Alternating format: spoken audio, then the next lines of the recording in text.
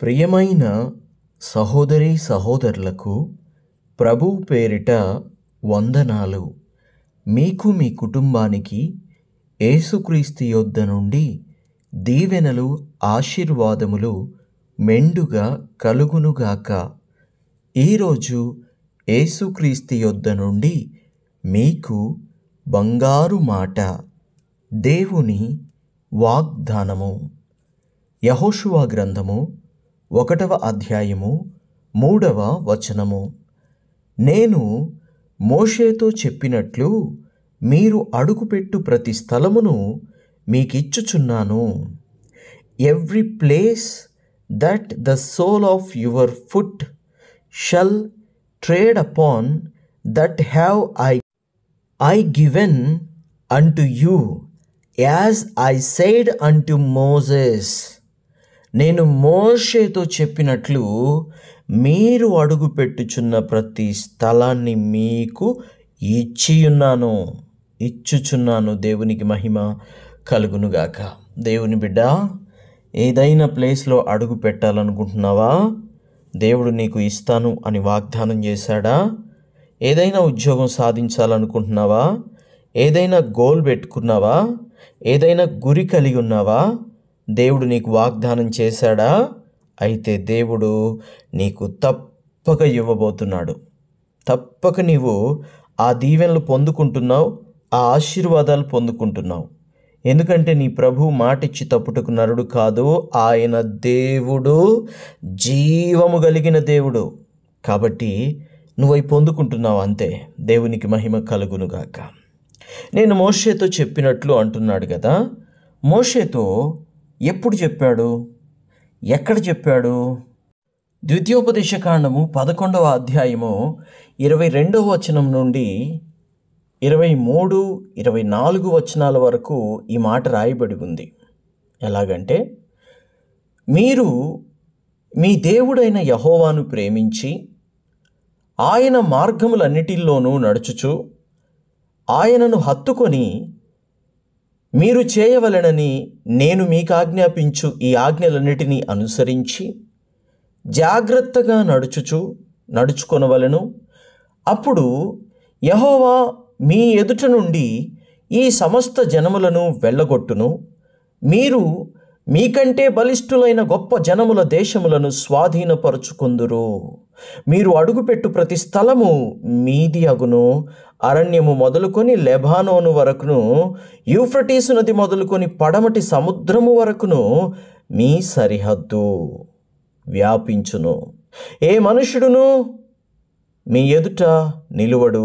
తాను మీతో చెప్పినట్లు మీ దేవుడైన యెహోవా మీరు అడుగుపెట్టు దేశమంతటి మీద మీ బెదురు, మీ భయము పుట్టించును.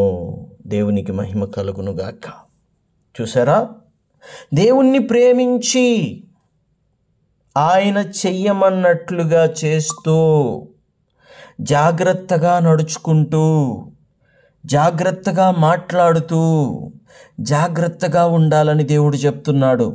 అలా చేస్తే మీరు అడుగుపెట్టే ప్రతి స్థలము మీదే ఆగుతుంది. ఎక్కడి నుంచి ఎక్కడ దాకా?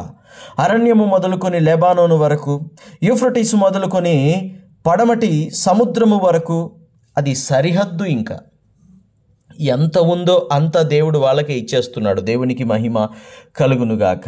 అయితే ప్రేమించమంటున్నాడు. ఇంకొకటి కూడా చెయ్యమంటున్నాడు. దేవుని బిడ్డ, ఇదే అధ్యాయము 16వ వచనంలో రాయబడి ఉంది. మనము ఏమి చెయ్యకుండా ఉండాలో అది రాయబడింది ఇక్కడ. మీ హృదయము మాయలో చిక్కి త్రోవ విడిచి ఇతర దేవతలను పూజించి వాటికి నమస్కరింపకుండా మీరు జాగ్రత్త పడుడి. లేని ఎడల యెహోవా మీ మీద కోపపడి ఆకాశమును మూసివేయును. అప్పుడు వాన కురియదు, భూమి పండదు. యెహోవా మీకు ఇచ్చుచున్న ఆ మంచి దేశమున ఉండకుండా మీరు శీఘ్రముగా నశించెదరు. చూసారా? దేంట్లో పడితే? మాయలో పడితే. మాయ అండి, మాయ. సాతానుగాడు మాయ చేస్తాడు. కొంతమంది ముహూర్తాలు చూస్తుంటారు, జాతకాలు చెప్పించుకుంటుంటారు, వాస్తులు చూస్తూ ఉంటారండి. ఇది చాలా పెద్ద మాయ. అది వాస్తు, ఆ వాస్తు చెప్పేవాడికి తప్ప అది ఎవ్వడికీ అర్థం కాదు. ఎందుకంటే అక్కడ అర్థం అవటానికి ఏమీ లేదు కనుక. జాతకాలు చెప్పేవాడు జాతకాలు ఏమని చెప్తాడో ఆ చెప్పిన వాడికి తప్ప మరొకడికి ఎవ్వడికీ అర్థం కాదు. ఎందుకని అక్కడ ఏమీ లేదు గనుక, వాడే ఏదో ఒకటి చెబుతాడు గనుక. ముహూర్తాలు చూసేవాళ్ళు కూడా ఇక అంతేనండి, ఏదో ఒకటి అలా చెప్పేస్తూ ఉంటారు తప్ప అది వాళ్ళకి తప్ప మరొకరికి అర్థం కానే కాదు. కానీ పరిశుద్ధ గ్రంథమైన జీవ గ్రంథాన్ని తీసి చదువుకున్న ఏ ఒక్కడికైనా ఇవ్వండి, చదువుతాడు, అర్థం చేసుకోగలుగుతాడు. చదువులేని ఏ ఒక్కరికైనా వినిపించండి, విని అర్థం చేసుకోగలుగుతారు. దేవునికి స్తోత్రము కలుగునుగాక. ఎందుకని? ఈ వాక్యములో సత్యము ఉంది గనుక, ఈ వాక్యము దేవుని హృదయము గనుక, ఈ వాక్యము తండ్రి హృదయము గనుక తమ బిడ్డలమైన మనకి అర్థమవుతుంది. ఆ జాతకాలు చూపించుకోవడాలు, ముహూర్తాలు చూడడాలు, వాస్తులు చూపించుకోవడాలు అది మనకు అర్థం కాదు. ఎందుకో తెలుసా? అది మాయ. మాయ అంటే ఎవరిది? అది మాయ అంటే మాయ చేసేవాడు ఎవడో? అపవాది, సాతాను. అవ్వను ఆదామును ఏదెను వనంలో మాయ చేశాడు వాడు. దేవుడేమో తోట నాటించి ఈ తోటలో ఉన్న ప్రతి పండును మీరు తినివేయండి, ఏ పండైనా తినండి, కానీ తోట మధ్యలో ఒక్క పండు ఉంది, ఆ ఒక్క పండు మాత్రం తినకండి, అది తినుదినమున మీరు నిశ్చయముగా చస్తారు అని దేవుడు చెప్పాడు. దేవునికి స్తోత్రము కలుగునుగాక. కానీ దేవుడు లేని సమయంలో, అవ్వ ఆదాము వేరువేరుగా ఉన్న సమయంలో సాతాను వచ్చి ఆ పండుని అవ్వ ద్వారా తినిపించాడు. అవ్వకు వాడు ఏం చెప్పాడు? మాయ మాటలు చెప్పాడు. ఏమిటి ఆ మాయ మాటలు? మీరు తింటే మీ కన్నులు తెరవబడతాయని మీ దేవుడికి తెలుసు, మీరు దేవతల్లాగా అయిపోతారని మీ దేవుడికి తెలుసు, అందుకనే మీరు ఇది తిని ఆయనలాగా దేవుడు అయిపోకుండా ఉండాలని, నీవు దేవతలాగా అందంగా మారిపోకుండా ఉండాలని మీ దేవుడు మీతో అలా అబద్ధం చెప్పాడు. కానీ ఈ పండు తింటే ఎందుకు చచ్చిపోతారు? అప్పుడు మీ కళ్ళు తెరవబడతాయి, అసలు నువ్వు అందంగా మారిపోతావు, నీ అంత అందగత్తి ఎవరు ఉండరు, నువ్వు ఒక దేవతలాగా మారిపోతావు అని సాతాను అమాయకురాలైన అవ్వను మోసం చేశాడు. అందుకే దేవుడు ఇక్కడ అంటున్నాడు, మీరు మాయలలో చిక్కుకోకండి. ఇతర దేవతలను పూజించి, వాడికి కావాల్సింది ఏమిటి? నేను సింహాసనం మీద కూర్చోవాలి, అందరూ నన్ను పొగుడుతూ ఆరాధించాలి. నిజానికి సింహాసనం మీద కూర్చోవలసింది ఎవరు? దేవుడు. ఆరాధించబడాల్సింది ఎవరు?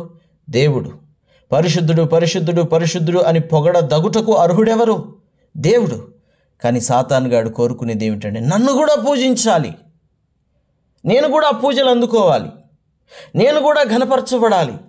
నాకేం తక్కువ? నాకు పాటలు రావా? నాకు సంగీతం రాదా? నాకు వాయిద్యం రాదా? ఎంత చక్కగా పాడతాను నేను, ఎంత చక్కగా వాయిస్తాను నేను, నాకేం తక్కువ? నాకేం తక్కువ అని నన్ను మీరు ఆరాధించరు. నాకు ఆ సింహాసనం కావాలి. వాడు కూడా ఆరాధింపబడాలని వాడి ఆశ. దేవునికి స్తోత్రం. అది మాయ. వాడు అందుకు అర్హుడు కాడు. అందుకు ఒకే ఒక్క దేవుడు మాత్రమే అర్హుడు. ఆయన పరిశుద్ధుడు. ఆయన నిన్న నేడు నిరంతరము ఏకరీతిగా ఉన్నవాడు. స్తుతులకు పాత్రుడు, స్తోత్రములకు ఆయన అర్హుడు. దేవునికి మహిమ కలుగునుగాక. ఆయన సత్యము, ఆయన మార్గము, ఆయన జీవము. అందుకే పరిశుద్ధ గ్రంథము ఎవడి చేతిలో పెట్టినా, ఎవడు చదివినా అర్థమవుతుంది, ఎవరికి వినిపించినా పరిశుద్ధ గ్రంథము అర్థమవుతుంది. కానీ ఆ జాతకాలు కానీ, ఆ ముహూర్తాలు కానీ, ఆ వాస్తులు కానీ ఇంకెవరికైనా అర్థమవుతాయా? చెప్పేవాళ్ళకే అర్థమవుతాయి. ఎందుకంటే అక్కడ ఏమీ లేదు కాబట్టి. దేవుని బిడ్డ, దేవుడు నీకు ఇచ్చిన వాగ్దానాలు, ఆశీర్వాదాలు నువ్వు పొందుకోవాలంటే దేవుడు చెప్పినట్టుగా నడుచుకో. దేవుడు తప్పక నిన్ను బ్లెస్ చేస్తాడు. నువ్వు దేవుని బ్లెస్సింగ్స్ అన్నీ పొందుకుంటావు. దేవునికి మహిమ కలుగునుగాక. ప్రార్థన. తండ్రి, మీకు వందనాలు. దేవా, మీకు స్తుతులు, స్తోత్రాలు. అయ్యా, మీరు యెహోషువతో మాట్లాడుతున్నారు. మీరు అడుగుపెట్టే ప్రతి స్థలాన్ని మీకు ఇస్తాను అని చెప్పి. దేవా, మీరు చేసిన వాగ్దానము, ద్వితీయోపదేశ కాండంలో చేసిన వాగ్దానము మర్చిపోకుండా మరలా యెహోషువతో మాట్లాడి, నాయకుడు లేని వారికి యెహోషువను నాయకునిగా ఉంచుటకు పురికొల్పుచు ఉన్నందుకు మీకు స్తుతులు స్తోత్రాలు చెల్లించుచున్నాం. అయ్యా, ఆ కాలంలోనైనా ఈ కాలంలోనైనా రాబోయే ఏ కాలంలోనైనా ప్రభువా, మేము నీ మాటే వినాలి, నువ్వు చెప్పినట్టే నడుచుకోవాలి, నిన్నే పూజించి నిన్నే ఘనపరచాలి. ఎందుకంటే వాగ్దానం ఇచ్చినవాడు నమ్మదగినవాడు. నేను 1000 తరాలను ఆశీర్వదిస్తానన్నావు తండ్రి, నీకు వందనాలు. మా బిడ్డలు 1000 తరాలు ఆశీర్వదించబడాలంటే మేము నిన్ను మాత్రమే కొలుస్తూ, నిన్ను మాత్రమే ఆరాధిస్తూ, నిన్ను మాత్రమే ఘనపరుస్తూ, నీ మార్గాలను మాత్రమే ఆశ్రయిస్తూ, ఆశ్రయముగా చేసుకొని నీ అడుగుజాడల్లో నడిచేటట్లుగా నాయన మమ్మల్ని, మా పిల్లలను, మా కుటుంబాలను దీవించి ఆశీర్వదించండి. ఈరోజు ఈ వాక్యం విన్న ప్రతి బిడ్డ మీద నీ దీవెన ఆశీర్వాదములు నిండుగా మెండుగా కుమ్మరించుమని యేసుక్రీస్తు శ్రేష్టమైన నామములో ప్రార్థించుచున్నాము తండ్రి. Amen, amen, amen.